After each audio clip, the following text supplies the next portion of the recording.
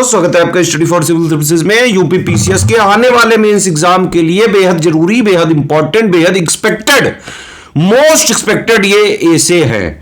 Essay with model एसे, मतलब एसे के साथ इसका मॉडल पूरा जो है कि कैसे जो है इस निबंध को लिखना है। तो टॉपिक्स भी दे रहे हैं हम आपको, लिख के भी दिखा रहे हैं। इसकी पूरी सीरीज है ये। वीडियो को देखें, लाइक करें, शेयर करें। कोई आपका कमेंट हो, कोई फीडबैक हो, सजेशन हो तो आप प्लीज जरूर बताएं कमेंट करके। अब देखिए, यूपी पीसीएस मेंस होता है 1500 नंबर का, 1200 नंबर का जीएस, 1200 नंबर 150 नंबर का हिंदी और 150 नंबर का होता है मेंस का एसे यानी निबंध। 3 सेक्शन होते हैं निबंध के पेपर में।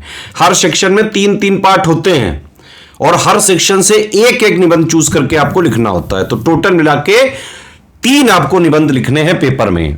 3 घंटे का पेपर होता है, 150 नंबर का पेपर होता है। इसमें टारगेट रखें कि कम से कम 100 के आसपास आपके निबंध में नंबर आने ही चाहिए, नहीं तो रैंक काफी ऊपर नीचे हो सकती है। और यह बिल्कुल किया जा सकता है अगर आपने एसे की इंटेंसिव राइटिंग प्रैक्टिस करी हो। देखिए, मेंस के एग्जाम से पहले आप कम से कम हर सेक्शन के जो जो टॉपिक्स हैं उसके 2-2, 3-3, 4-4 निबंध लिख के ही जाएं, अदरवाइज वहां पे नहीं चलता है। कीवर्ड्स नहीं समझ में आते हैं, कहां से इंट्रो चालू करें, कहां बॉडी में क्या लिखें, कंक्लूजन कहां से दें, कौन सा फैक्ट कहां डालें, कुछ नहीं समझ में आएगा भाई। इसीलिए एसे की इंटेंसिव राइटिंग प्रैक्टिस बेहद जरूरी है। मेंस का एक्चुअली जो 1500 नंबर है ना भाई, उसमें एक एक नंबर जरूरी है। तो चाहे वो एसे हो, चाहे हिंदी हो, चाहे जीएस हो, एसे वाले में भाई 100 नंबर लाने ही पड़ेंगे। ठीक है, इंटेंसिव राइटिंग प्रैक्टिस करके ही जाइए। मेंस के एसे का इंटेंसिव राइटिंग प्रैक्टिस हमारा जो है ग्रुप चल रहा है, पेड ग्रुप चल रहा है पूरा। हर एक सेक्शन में जो 3-3 पार्ट है ना, तो यानी कि टोटल मिला के 9 टाइप के एसे पेपर में आते हैं, जिसमें से 3 आपको करने पड़ते हैं। तो इन 9 टाइप के हम 4-4 एसे, जो जिस तरह के निबंध पूछे गए हैं अभी तक यूपीपीएससी आयोग ने यूपीपीसीएस एग्जाम में, उस तरह के निबंध मोस्ट एक्सपेक्टेड, मोस्ट इंपॉर्टेंट और प्लस उसको करंट से लिंक करके, जो लेटेस्ट स्कीम है उन सब से लिंक करके हम 36 ऐसे प्रैक्टिस करा रहे हैं। इंटेंसिव प्रैक्टिस इसमें चल रही है हमारे ऐसे राइटिंग वाले ग्रुप में। ठीक है, हर जो टाइप है उसके 4-4 ऐसे विद मॉडल ऐसे आप उसको लिख के दोगे, फिर उसकी चेकिंग करी जाएगी, जो है पूरा फीडबैक दिया जाएगा, पर्सनल गाइडेंस दिया जाएगा। इस ग्रुप को आप ज्वाइन करके एसे में आराम से 100 के आसपास नंबर ला सकते हैं। बहुत सारे लोग ये पहले कर चुके हैं। यूपी पीसीएस में हम आज से नहीं 9 साढ़े 9 साल से हैं। और यूपी पीसीएस के लिए प्री और मेंस हो, चाहे इंटरव्यू तक, फाइनल सिलेक्शन तक की बात करें, स्टडी फॉर सिविल सर्विसेज से पिछले 9.5 साल से 9 साल से अब माने कि भाई सबसे ज्यादा, चाहे प्री का रिजल्ट है, मेंस का रिजल्ट है, फाइनल रिजल्ट है, सबसे ज्यादा यूपी पीसीएस के सिलेक्शन होते हैं स्टडी फॉर सिविल सर्विसेज से। ठीक है, तो ऐसे को इस तरह से करें आप, है ना। और बहुत सारे टॉपर्स ऑलरेडी इस तरह से करके एसडीएम डीएसपी और विभिन्न पोस्ट पे जो है बन चुके हैं, सिलेक्टेड है हमारे बहुत सारे स्टूडेंट के। आपने जो है वीडियोस, इंटरव्यू वगैरह बहुत देखे होंगे। ठीक है, बाकी कोई फीडबैक, कमेंट, कोई सजेशन, कुछ कहना चाहते हैं प्लीज लिख के बताएं। मोस्ट एक्सपेक्टेड ऐसे हैं ये भाई, थोड़ा लाइक वगैरह शेयर करिए तो थोड़े और आपको दिए जाए। निबंध का हमारा अगला विषय है, ये 10वां टॉपिक आप देख रहे हैं। यह विषय है बेरोजगारी से जुड़ा हुआ। बेरोजगारी की जो समस्या है उससे संबंधित है, और बेरोजगारी के साथ एक दूसरी कमर तोड़ चीज है महंगाई। और जब दोनों साथ में मिल जाते हैं तो समस्या बहुत ही विकराल हो जाती है, बहुत ही गंभीर हो जाती है, और यहाँ वही मामला है। ठीक है, तो निबंध के इस 10वें टॉपिक में हम लिखेंगे कैसे, इसकी चर्चा कर लेते हैं। बाकी हमारे ग्रुपों से संबंधित जो मुख्य परीक्षा के लिए चलाए जा रहे कार्यक्रम हैं, उनसे संबंधित जानकारियां हैं। आप चाहें तो इनसे जुड़कर लाभान्वित हो सकते हैं। उत्तर लेखन का एक सघन अभ्यास हमारे द्वारा करवाया जाता है विभिन्न प्रश्न पत्रों के लिए। आप चाहें तो सेपरेट ग्रुप ले सकते हैं, नहीं तो इकट्ठा भी परचेज कर सकते हैं। फीस और संबंधित जानकारियां और नंबर जो है वो दिए हुए। तो आइए आरंभ करते हैं। यह विषय है महंगाई और बेरोजगारी, भारतीय अर्थव्यवस्था की प्रमुख चुनौतियां। अभी अर्थव्यवस्था को ही मजबूत बनाने के लिए हमने चर्चा की थी पिछले निबंध के विषय पर, और यहाँ हमारे सामने आ गई चुनौती, और वो है महंगाई, कमर तोड़ महंगाई और बेतहाशा बढ़ती हुई बेरोजगारी। और महंगाई तब और ज्यादा विकराल रूप धारण कर लेती है, विकृत हो जाती है, जब बेरोजगारी उसके साथ जुड़ जाती है। ठीक, तो आप क्या लिखेंगे? जैसा कि पहले कहा गया कि ड्राफ्टिंग कर लीजिएगा। ड्राफ्ट बनाए बिना आपको नहीं लिखना है। जब किसी भी निबंध की रणनीति आप तैयार कर लेते हैं, स्ट्रेटजी तैयार कर लेते हैं, तो आपके लिए उसे लिखना, उसे आकार देना सरल हो जाता है, नहीं तो फिर समस्याएं आती। ठीक है, तो यहाँ भी आप प्रस्तावना में इस बात से आरंभ करेंगे कि प्रस्तावना जो है उसमें आप क्या लिखेंगे, यानी शुरुआत कैसे करेंगे। या तो आप महंगाई और बेरोजगारी को आधार बनाकर कोई काव्य पंक्ति ढूंढिए, जो कि तमाम मिल जाएंगी आपको, पुराने से लेकर नए कवि तक इस पर लिखते हैं दोनों मुद्दों को मिलाकर, और उसको शामिल करिए अपने निबंध में। शुरुआत में उसकी जो 2 सबसे सुटेबल पंक्तियां हैं उसको आप लिख लीजिए, और नहीं तो फिर आप अपनी सीधी जो गद्य शैली है उसमें लिखना आरंभ कर सकते हैं। दोनों रास्ते आपके पास हैं। जैसे भी हो, निबंध को आकर्षक बनाना होता है, निबंध को एक सार्थक दिशा देनी होती है, क्योंकि निबंध असल में वैचारिक गद्य है, इसमें विचार ही विचार है। और अगर विचारों को थोड़ा सा रोचक आकार न दिया जाए, मतलब रोचक कलेवर न पहनाया जाए, तो उनमें नीरसता आ जाती है, क्योंकि वैचारिक दृष्टिकोण को कोई जल्दी पढ़ना नहीं चाहता है या बहुत ज़्यादा उसमें गहराई से उतरना नहीं चाहता है, अगर वो बहुत ज़्यादा इन चीज़ों का शौकीन नहीं है तो। और अगर उसकी ये ड्यूटी है, उसे पर कॉपी के हिसाब से पैसे मिल रहे हैं, यानी आपका परीक्षक, तो बिल्कुल भी उसकी ये मजबूरी नहीं है कि वो आपके निबंध में अंदर जाकर पढ़ेगा। तो उसे निबंध के अंदर प्रविष्ट कराना, निबंध को पूरा पढ़ाना, ये आपका उत्तरदायित्व है। और उसी के लिए ये सारे जो कायदे कानून है ये आजमाने पड़ते हैं, यानी बाहरी उद्धरण और बाहरी चीज़ों का हम प्रयोग करते हैं, जिससे कि निबंध की शोभा बढ़ जाए और निबंध पढ़ने में रोचक मालूम हो। तो प्रस्तावना में हम क्या लिखेंगे भाई? हम लिख सकते हैं, कविता का इस्तेमाल करना है तो 2 पंक्तियां आप इस्तेमाल कर लीजिए। और महंगाई और बेरोजगारी किसी भी अर्थव्यवस्था के लिए गंभीर समस्या होती है, ऐसे आप लिखना शुरू कर लीजिए। मतलब आप दोनों को जोड़कर लेकर चलिएगा, ऐसा नहीं कि फिर आप अलग अलग करके पहले महंगाई की इंट्रोडक्शन दे रहे हैं, उसके बाद फिर बेरोजगारी की। तो महंगाई और बेरोजगारी दोनों को साथ में जोड़िए और जोड़कर लिखिए।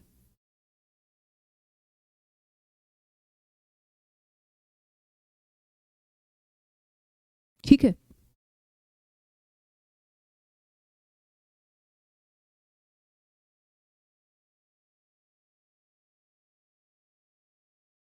महंगाई और बेरोजगारी जो है ये आज की सबसे बड़ी समस्या है, और दोनों को मिलाकर यहाँ लिखना है, शीर्षक को एक साथ लेकर चलना है।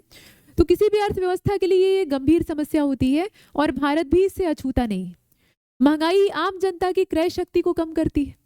जो परचेजिंग पावर है, परचेज पावर है हमारे पास, वो बाकी जो विकसित राष्ट्र हैं उनकी तुलना में कितनी कम है। आप तुलना करके अमेरिका और बाकी देशों से देख लीजिए, है ना। क्रय शक्ति हमारी कम है, प्रति व्यक्ति आय हमारी कम है। तो ऐसी स्थिति में जो महंगाई है वो और ज़्यादा विकराल रूप लेकर हमारे सामने आती है, और भारत इससे बिल्कुल भी अछूता नहीं है, बल्कि भारत इसकी चपेट में है, इसकी जद में आता है। बड़ी ही गंभीर चुनौतियां भारत के सामने है। ढेर सारी आबादी है और उस लिहाज से हमारे पास संसाधन नहीं है। ठीक, तो ये चीज आप देख रहे हैं। महंगाई आम जनता की क्रय शक्ति को कमजोर करती है, और बेरोजगारी जो है वो सामाजिक असंतोष को बढ़ावा देती है, समाज में असमानता पैदा करती है, गरीबी को जन्म देती है। बेरोजगार क्या है? गरीब की भूमिका निभाएगा, मतलब उसके पास रोजगार नहीं है, कमाने का स्रोत नहीं है, तो गरीबी आएगी, कोई भी चीज उसकी पहुंच से बाहर हो जाएगी। महंगाई के कारणों में आपूर्ति श्रृंखला में बाधा। अब इसमें देखिए, अभी तक तो आप महंगाई और बेरोजगारी पर लिख रहे थे, अब यहाँ पर महंगाई के जो कारण है, इसके जो कारण है उनको लिखिए। और कारण क्या है? तो आपूर्ति श्रृंखला बाधित होना,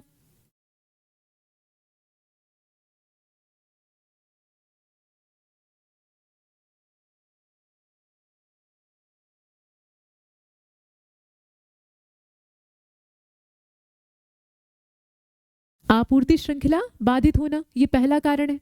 उसके साथ साथ और क्या कारण हो सकता है? तो ईंधन मूल्य का बढ़ना,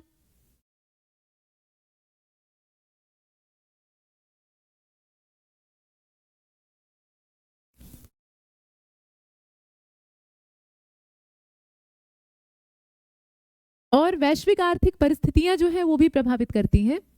तो वैश्विक परिस्थितियां,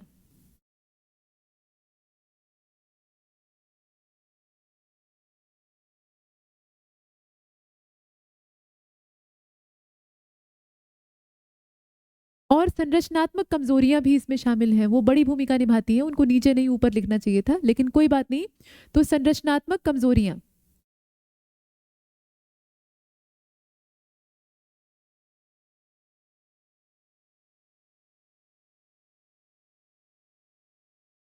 संरचनात्मक कमजोरियां, ये सब मिलकर यहाँ पर बेरोजगारी और महंगाई को और ज्यादा विकराल बनाने का काम करते हैं।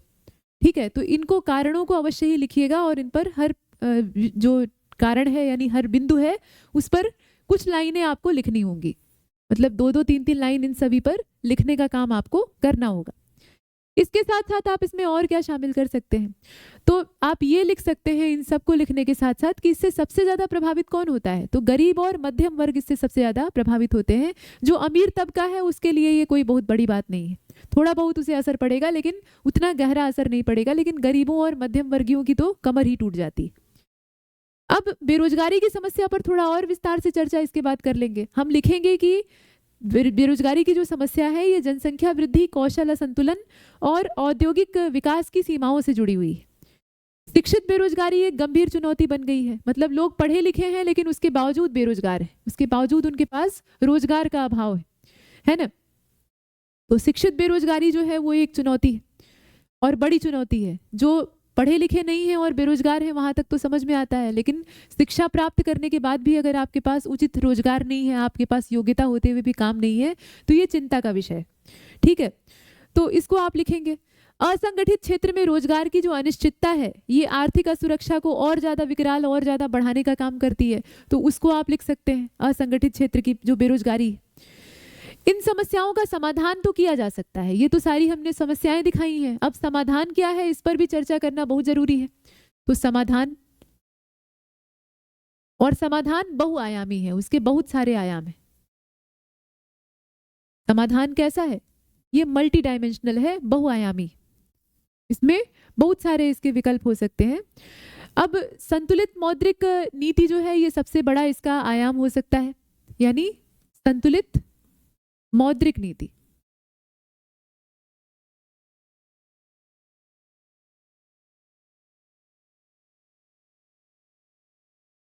ठीक है, ये पहला पॉइंट हो गया। संतुलित मौद्रिक नीति के साथ साथ आपूर्ति सुधार, ये दूसरा पॉइंट हो गया, आपूर्ति सुधार।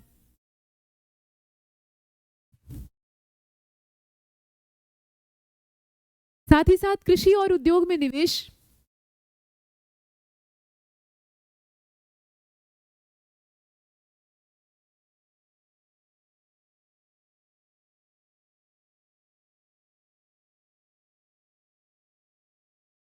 कृषि और उद्योग में निवेश और कौशल विकास का जो कार्यक्रम है वो इसके साथ जोड़ दीजिएगा। ये सारे जो है ना ये समाधान है, इनके माध्यम से हम बीच का रास्ता निकाल सकते हैं। कौशल विकास, कौशल विकास,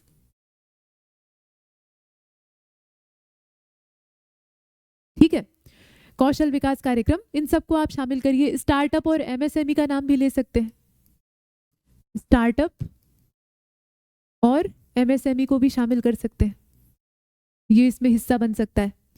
ठीक है, तो इनको आप शामिल कर लीजिए। इन क्षेत्रों में रोजगार का सृजन करके हम इस समस्या पर काफी हद तक कंट्रोल कर सकते हैं, नियंत्रण स्थापित कर सकते हैं।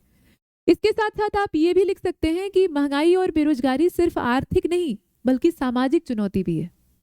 अर्थव्यवस्था पर जो इसका प्रभाव है वो तो हमें स्पष्ट दिखाई दे जाता है और वो तात्कालिक होता है, मतलब तुरंत दिखाई देता है। बेरोजगारी या गरीबी या महंगाई कुछ भी अगर बढ़ती है तो उसका सीधा प्रभाव अर्थव्यवस्था पर तत्काल दिखाई देता है, तो तात्कालिक प्रभाव से ही हम ज़्यादा प्रभावित हो जाते हैं। लेकिन इसका जो दीर्घकालिक प्रभाव है वो बड़ा ही जहरीला होता है और वो होता है सामाजिक प्रभाव। समाज पर इसका बड़ा ही बुरा असर पड़ता है। असमानता जो एक बार जन्म ले लेती है वो पटती नहीं है, खत्म नहीं होती है, और वो असंतोष को जन्म देती है और फिर विघटन शुरू होता है। समाज विघटित होने लगता है, उसमें असंतोष और अराजकता बढ़ने लगती है। जो गरीब हैं वो और ज़्यादा गरीब होने लगेंगे, जो अमीर हैं वो और ज़्यादा अमीर होने लगेंगे।